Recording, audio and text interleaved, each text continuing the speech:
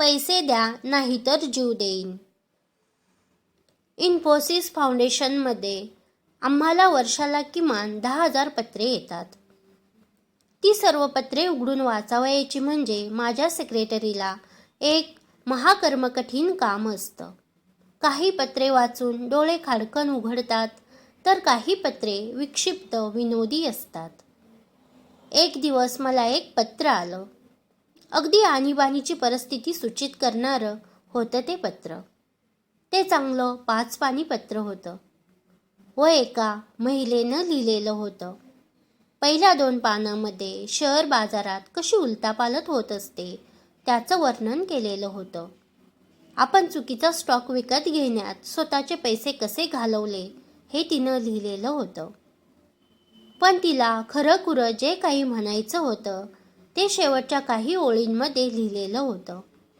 तिने आपल्या मूर्खपणापायी जी काही कर्जे करून ठेवली होती ती सर्व मी फेडावी असं तिचं म्हणणं होतं.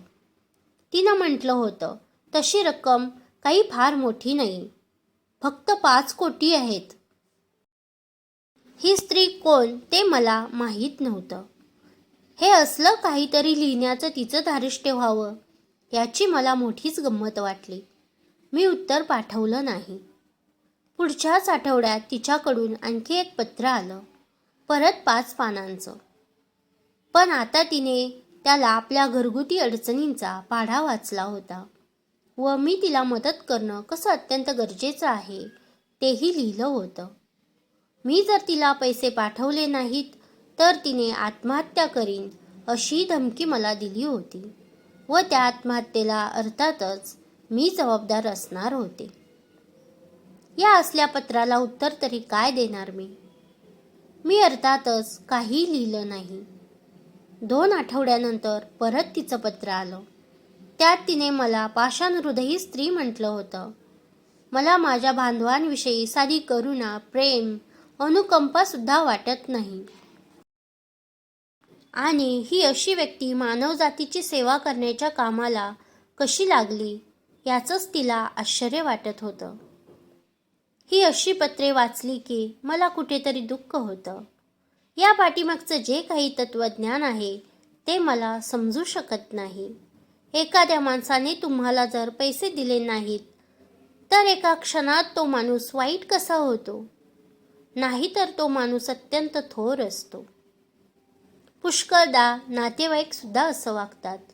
ते म्हणतात, तुम्ही जर तुमच्या स्वतःच्या नातेवाईकांनाच पैसे देणार नसाल तर त्या नातेवाईकांचा उपयोग तरी काय?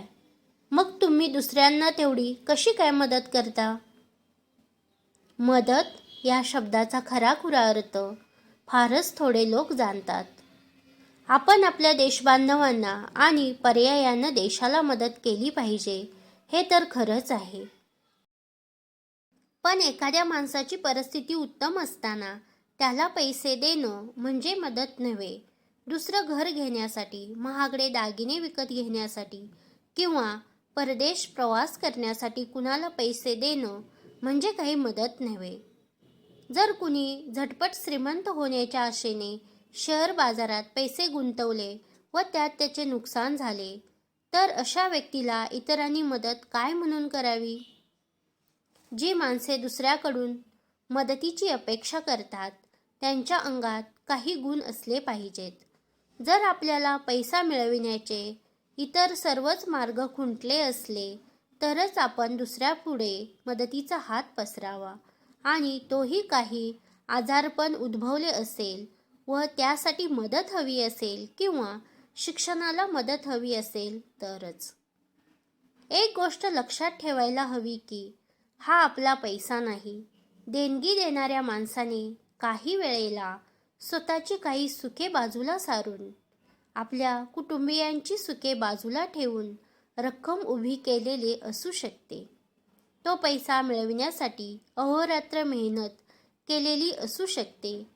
शिवाय आपले पैसे आपण कोणाला द्यायचे आणि कोणाला नाही हे ठरवण्याचा अधिकार त्या दात्याचाच असतो. दान देणाऱ्याचा हात हा ते स्वीकारणाऱ्या हातापेक्षा नेहमीच वरच्या पातळीवर असतो. जर कुणी मला कधी शाल भेट म्हणून दिली तर त्या शालेआडून बरेच वेळा विनंती अर्जही येतो. जर एखाद्या व्यक्तीने माझी प्रशंसा केली तर बरेच वेळा त्या प्रशंसेचा शेवट एखाद्या मागणीने होतो. त्यामुळे मी फक्त अशाच माणसांना मदत करायचं ठरवले ज्यांना कशाचाच कुणाचाच आधार नाही. आपण जर त्यांना मदत केली नाही तर त्यांचा अक्षरशः विनाश ओढवेल.